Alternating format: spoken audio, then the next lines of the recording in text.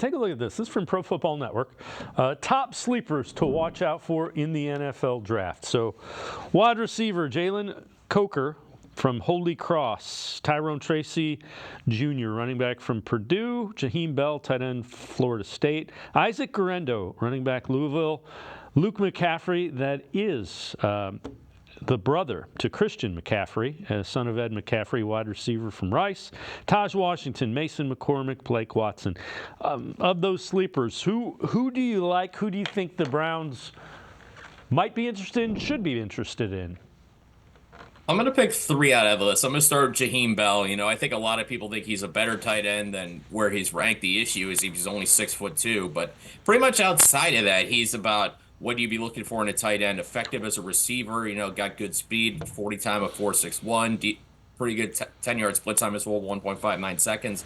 So he's got a lot of good tools to work with there. With Luke McCaffrey, I mean, how could you turn down the family lineage? And you see what his father Ed has done. You see what older brother Christian has done. I'm not going to say Luke McCaffrey is going to be as good as either of those guys, but for a guy who's still new to the receiver positions, only played it a couple of seasons, he's played pretty well at Rice. Elite 3-cone time, so he's got the ability to separate. Still kind of learning the position, but that raw athleticism is something you can't teach. And then Mason McCormick, I don't know if he'd be an option for the Browns, mostly because he's an older prospect.